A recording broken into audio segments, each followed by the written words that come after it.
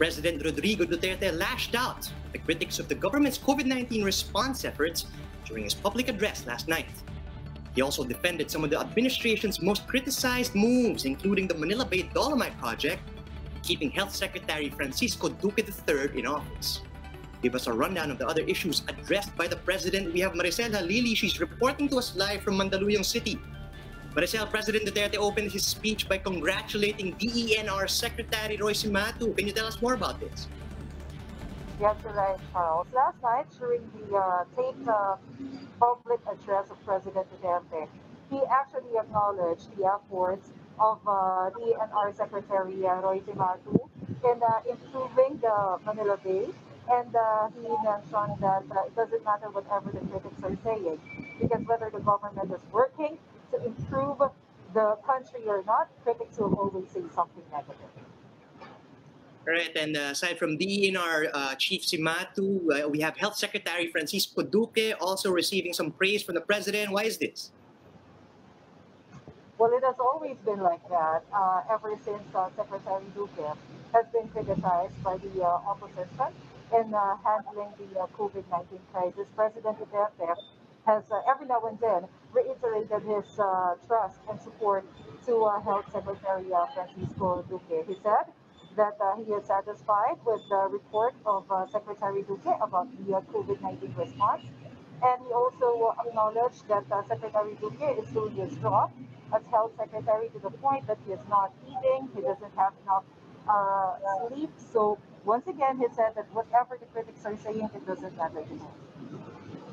Right, talking about Secretary Duque, he did give us some updates on the country's COVID-19 situation. What were some of the more salient points? Charles, Secretary Duque last night mentioned that as of September 21, we have additional 3,000 plus cases of COVID-19 in the country, but we have additional 20,000 recoveries listed by the health department. And he also noted that we have listed a 1.7% fatality rate. It's much lower compared to our previous rate at the start of the pandemic. Right, Maricel, we have Secretary Eduardo Año, who also detailed the IATF's plan for this coming Undas. What particular dates will be covered by the temporary closure of cemeteries in Metro Manila, just to recap, and when are people actually advised to go visit their departed loved ones? As released by the Interagency Task Force last week, Charles, Interior Secretary Eduardo Año reiterated that based on the resolution, all cemeteries all over the country will be closed from October 29 to November 4. Meaning that people cannot visit the cemetery in that span of time, but they can visit the cemetery, their loved ones, starting today until November 15, except those dates that was provided by the IATF resolution.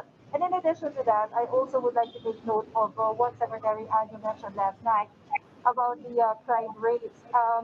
Secretary Año mentioned that from the start of the implementation of the quarantine, it is good to take note that the crime rate has lowered. He mentioned that about 47% decrease on the crime cases was recorded since the start of the quarantine implementation in March. Right, let's shift away from that for a while. Let's talk about the president explaining why he lifted the deployment ban on healthcare workers. Does this now mean that any medical professional with a perfected contract can leave abroad for jobs? There's actually an exemption, Charles. Only those medical professionals who have a perfected contract until August 31 will be allowed to fly abroad and start working outside the country.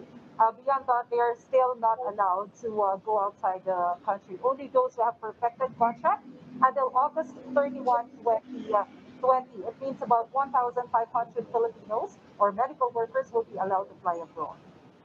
All right, so there's a reckoning date as of August. Do we now have any updates regarding the repatriation efforts for Filipinos naman who want to come home? According to Defense Secretary Delfin Lorenzana, we have about 200,000 Filipinos who are already repatriated from abroad. These are the Filipino workers who are affected by the pandemic, but based on the records of the Labor Department, about 80,000 are still expected to come home anytime soon. Right, and then of course, Maricel, the president had some choice words for Vice President Leni Robredo and his administration's critics. Could you tell us more about this? Mhm.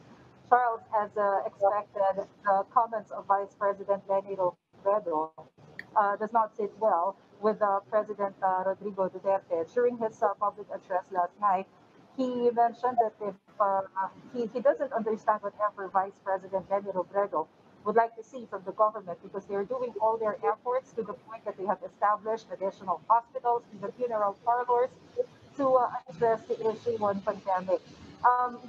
In a very sarcastic way, the president mentioned that maybe all he has to do is to spray pesticides using planes all over the country so that everybody will die. That's a very sarcastic remark. But his point is he doesn't want to listen to the critics coming from the opposition or the Diliwans anymore. All right, thanks for that, Maricel. That was Maricel Halili reporting live from Mandaluyong.